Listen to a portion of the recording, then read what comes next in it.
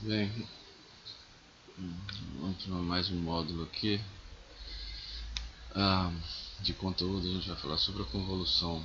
No vídeo passado a gente falou que a chave para o processamento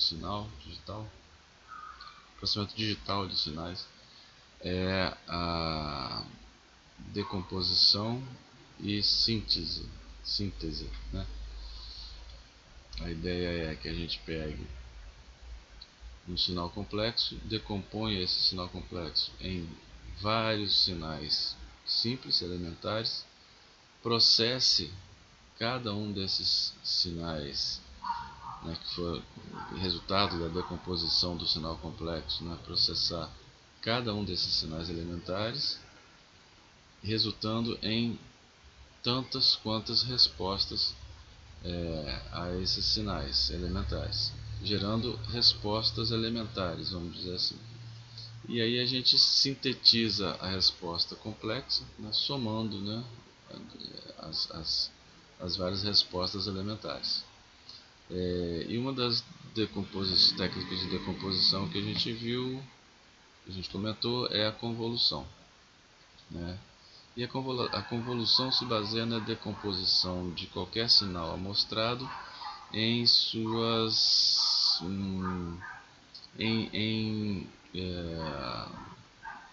impulsos, né, e suas derivações. O impulso é representado pela função delta, né, que é graficamente essa função aqui, que tem na sua primeira amostra, né, um valor igual a 1 unitário, né, e as outras amostras são 0.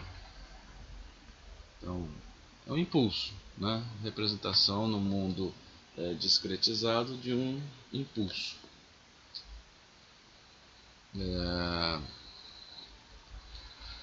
E essa função vai ser muito utilizada e as suas propriedades, né, para a decomposição de um sinal, né? Se a gente tem um impulso, né, uma função desse tipo, e se a gente coloca essa na entrada de um sistema linear uma função desse tipo, a resposta que esse sistema vai gerar é chamada de resposta ao impulso razoável, né? É um sinal gerado por um sistema quando o sinal de entrada é a função delta. E tradicionalmente a resposta ao impulso é representada pela letra H de N. Tá? Então, por exemplo, isso aqui pode ser uma resposta ao impulso. Ok? Então, essa aqui seria uma resposta H de N ao impulso, que é a função delta. Beleza. Que a gente está representando aqui a resposta, o processo, né, de alimentação de um sistema linear com uma função impulso e a saída dele como resposta ao impulso. O interessante é o seguinte: de acordo com aquelas características dos sistemas lineares, né, a gente vai utilizar aquelas características e propriedades, né? Vamos supor, isso aqui é uma verdade, né? Qualquer impulso pode ser representado por uma função delta com amplitude alterada e deslocada no tempo, né? Agora sim, usando as propriedades e características dos sistemas lineares, né? Se eu tenho um sinal A de N, composto por todas as amostras em 0, exceto a amostra 8, cujo valor é menos 3. Né? Então, se todas as amostras, à exceção da amostra 8, for igual a 0 e a amostra 8 for igual a menos 3, a gente pode representar esse sinal AN como uma derivação da função delta. Né? É a função delta amplificada aqui por menos 3 e deslocada no tempo por 8 amostras. Isso aqui a gente já lembra de alguma coisa que a gente viu lá dos sistemas lineares, né? Então, se eu tenho um sistema linear que, ao introduzir nele a função delta, ele gera a função h de n, que é a resposta ao impulso, se a gente sabe que é sistema linear, a gente sabe que ao excitar esse sistema com essa função, que é o nosso A de n, né, a gente sabe que a resposta vai ser essa aqui. Vai ser a função h de n, resposta ao impulso, multiplicado por menos 3, pela propriedade da homogeneidade, e deslocada 8 amostras, né, através da propriedade de invariância no tempo do sistema linear. Ok? Então, pode-se chegar a essa conclusão. Conhecer a resposta ao impulso de um sistema é conhecer todo o sistema. Se a gente conhece essa função aqui, a gente pode prever qualquer coisa que entrar aqui, a gente vai saber a resposta, né? Ou de outra forma, se a gente quiser, a gente pode gerar a função, a resposta ao impulso que a gente quiser, né, de acordo com o comportamento que a gente quiser dar ao sistema. A convolução é uma manipulação matemática que combina dois sinais, gerando um terceiro sinal, né? Os sinais combinados a serem combinados é o sinal de entrada e a resposta ao impulso, né? O sinal gerado é o sinal de saída. Ok? Então a convolução, através da convolução, a gente consegue gerar um sinal de saída de acordo com o processamento que a gente quer dar no sinal de entrada. Como é que a gente faz isso?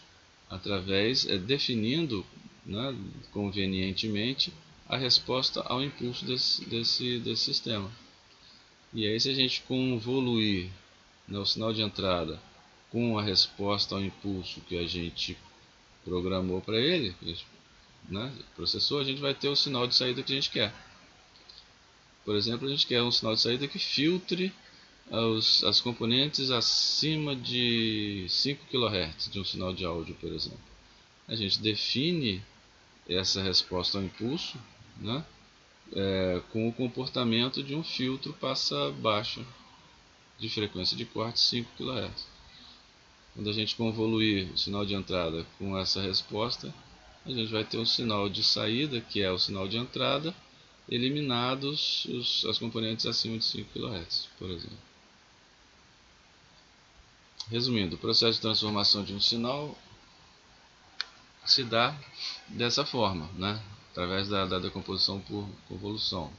Através da convolução. Decompõe-se o sinal de entrada. Cada componente é uma variação em amplitude e tempo da função delta. Obtém-se a resposta a cada componente do sinal de entrada, gerando-se componentes de resposta. Depois, obtém-se o sinal de saída através da soma de todas as componentes de resposta. É a técnica da decomposição e síntese, né, aplicando aqui, a novidade aqui é como é que a gente vai decompor esse sinal. Vai decompor através de variantes da função delta, né? Já que o nosso sistema é todo quantizado, né? Então cada amostra é uma variante da função delta. Então a gente vai ter tantas componentes quanto as amostras do nosso sinal de entrada. Ok?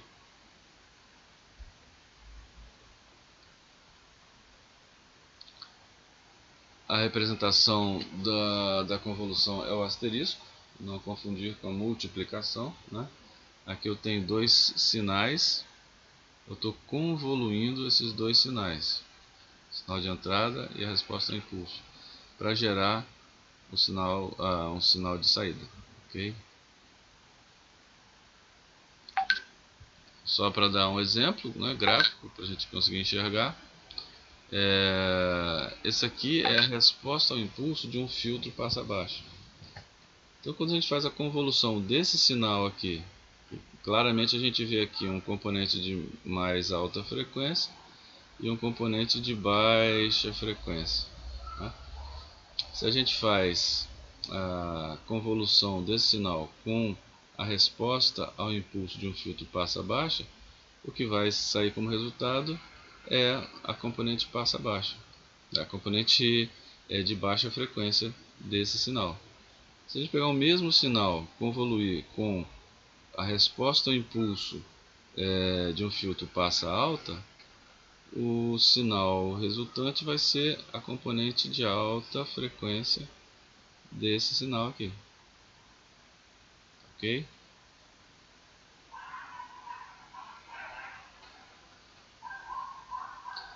Observação importante, né? O número de amostras do sinal de saída é a soma das amostras do sinal de entrada e da resposta ao impulso menos 1. Tá? Então, se esse aqui tem 81 mais 31, 112, né? Então, o sinal de saída tem 111 amostras. Tá? Por causa da característica de como é construído esse sinal aqui, né? A gente vai ver isso já já.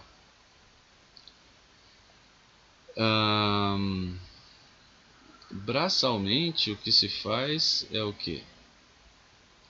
É pegar esse sinal, a convolução, né? Pegar esse sinal de a resposta ao impulso e aplicar a cada componente do sinal de entrada, tá? Então eu pego essa resposta ao impulso e multiplico todas essas amostras por pela magnitude desse cara aqui, dessa amostra, que é zero, no caso vai dar zero. Pego esse aqui, multiplico por menos 1 todas essas amostras e desloco uma amostra, né? Essa aqui vai pegar, multiplicar por menos 1 ponto alguma coisa cada um das amostras da resposta ao impulso, deslocado de duas amostras, né? Vai colocar aqui. Depois soma-se isso tudo, né? Dessa forma aqui, né? Então, olha lá. Primeiro,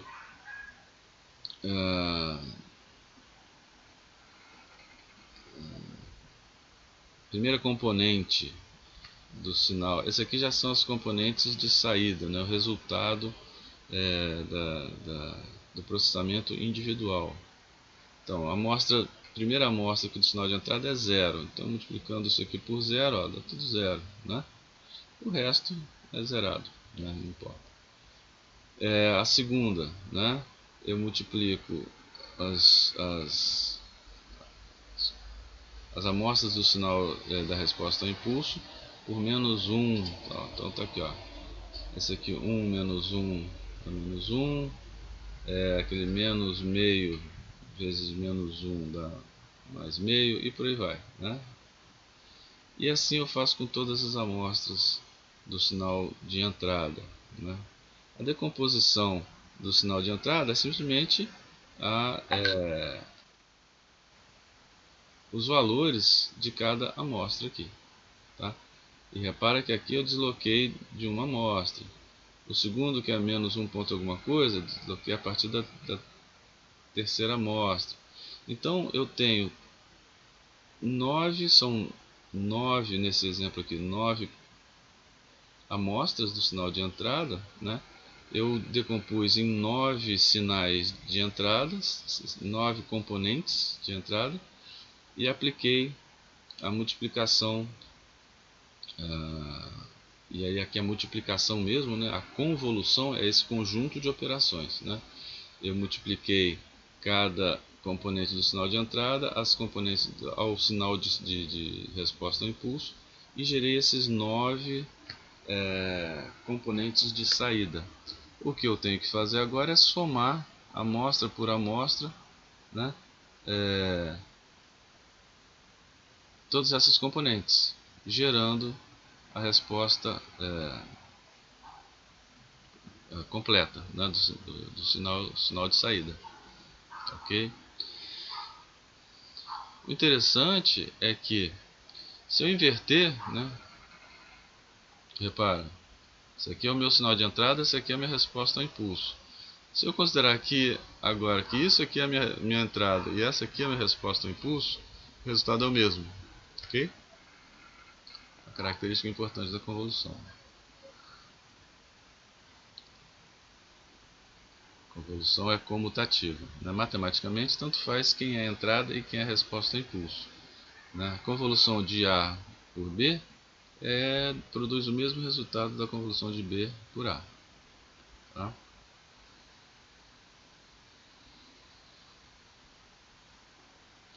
Respostas comuns ao impulso. Né? A própria função delta. Né? Se eu tiver como resposta ao impulso a função delta, né, se eu convoluir um sinal com a função delta, o que eu obtenho? A própria função de entrada. Né? Então a função delta é a identidade da convolução. Assim como o zero, né, não altera uma adição, ou 1 não altera uma multiplicação, a função delta não altera na convolução com um sinal. O resultado é o próprio sinal com o qual ela foi convoluída. Ok?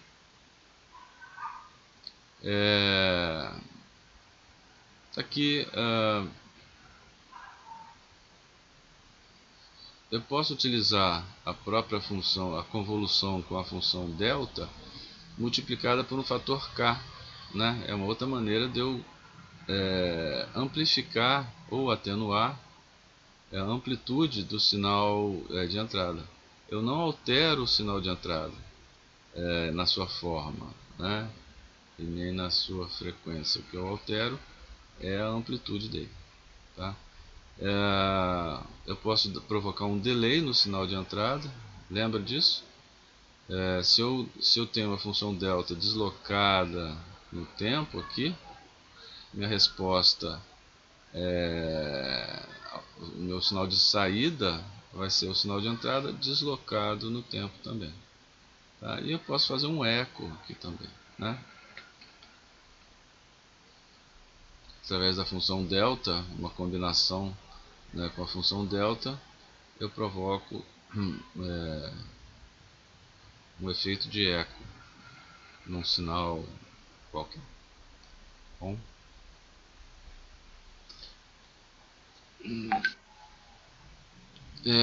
continuando com respostas comuns ao impulso, né, e são respostas importantes. Né? Essa função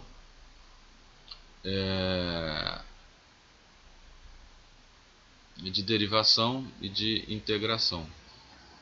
Tá?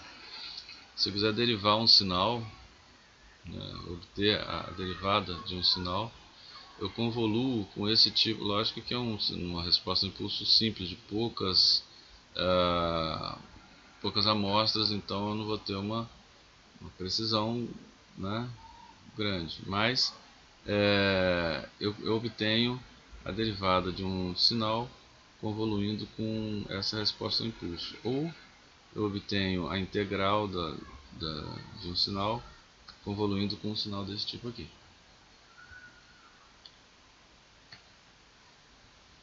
Então, exemplo, né? Eu tenho esse sinal e convoluo esse sinal com essa resposta ao impulso, eu obtenho esse sinal aqui. E se você for ver, expressa a derivada desse sinal aqui. Ó. Aqui eu não tenho variação, então é zero. Aqui eu tenho uma reta inclinada positivo. Depois eu tenho aqui mais inclinada, né? Depois eu tenho um patamar que não varia, então a minha derivada é zero e por aí vai. Se eu pego esse sinal agora e convoluo com essa resposta ao impulso, eu obtenho de volta o meu sinal original. Ok? Então, uma vez que eu tenho um motor que produza, que calcule a convolução, basta definir a resposta ao impulso que eu quero para processar o sinal da maneira que eu quiser. Ok?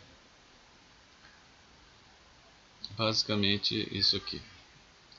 A derivada discreta, né, é a diferença entre uma amostra e a amostra anterior. E a integral é a soma entre elas. Simples assim. Mais respostas comuns ao impulso. Respostas de filtro passa baixa.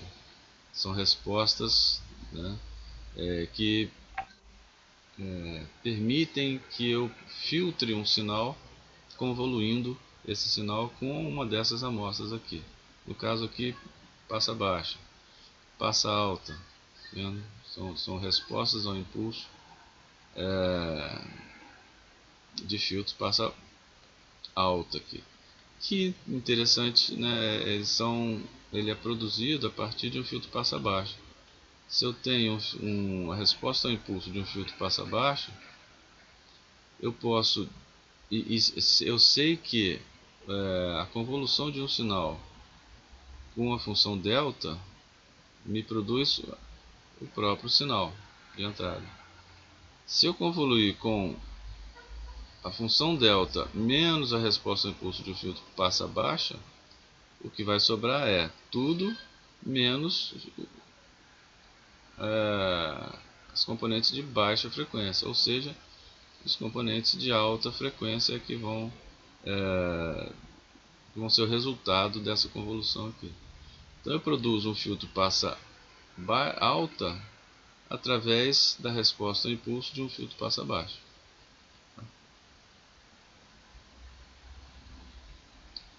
Algumas propriedades da convolução, né, a comutatividade. A convolução B é a mesma coisa que B convolução A. Já tinha comentado. Associatividade, né, se convolução de A com o resultado da convolução de B e C é igual, né, à convolução a convolução do resultado de A da convolução de A com B com C. Mais fácil demonstrar aqui do que falar. Distributividade também, né? Resultado da convolução de A e B mais resultado da convolução de A e C, né, produz o mesmo resultado da convolução de A com a soma de B e C.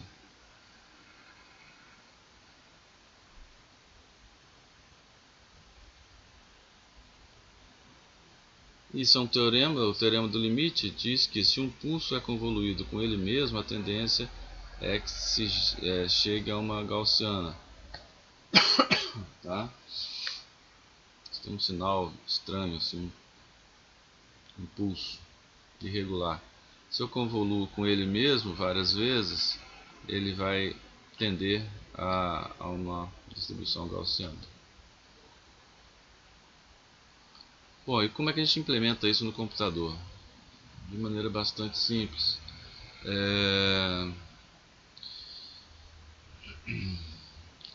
Se eu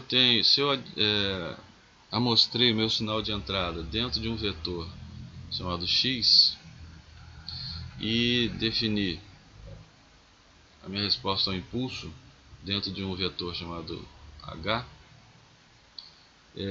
o meu vetor y, que vai ser o sinal de saída resultante dessa convolução, primeiro eu tenho que zerá-lo. Por quê? Porque eu vou fazer ele vai ser um acumulador, né? Primeiro eu zero o meu vetor y e depois faço essa sequência de operações aqui, né, que é a soma de produtos, né? Então o i mais j-ésimo elemento de y vai ser ele mais a multiplicação da amostra i por todas as amostras, multiplicação da amostra i do sinal de entrada por todas as amostras da resposta ao impulso. Ó. esse for J aqui é interno, né? Então, para cada I do sinal de entrada, eu multiplico, né, a amostra do sinal de entrada pela resposta ao impulso, né? Essa operação aqui que a gente viu, né? Essa resposta aqui que a gente viu. E aí, aqui eu já estou, onde é que está? Aqui eu já estou somando, né? Eu estou multiplicando e já estou cada amostra e já estou somando na amostra final, no vetor final de saída, tá? Aqui, ó. Esse aqui implementa o deslocamento no tempo, I mais J. Essa parte aqui implementa a sintetização do sinal de saída. Eu estou acumulando no I mais Jésimo elemento do vetor de saída. E aqui eu implemento o escalonamento da resposta ao impulso. Ou seja, eu pego a resposta ao impulso, multiplico por um fator, que é a iésima amostra do sinal de entrada. Então, numa linha só, eu implemento toda aquela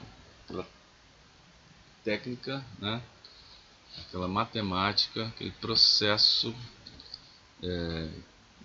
que eu descrevi aqui atrás. Aqui.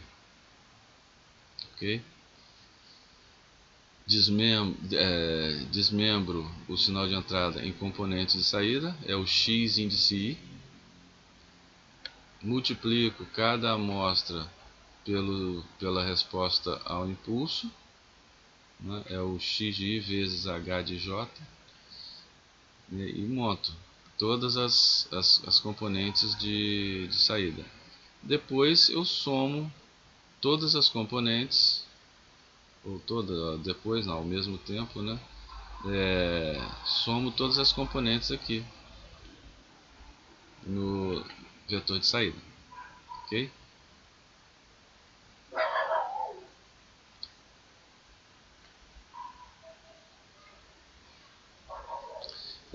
Esse laboratório a gente não consegue fazer, né?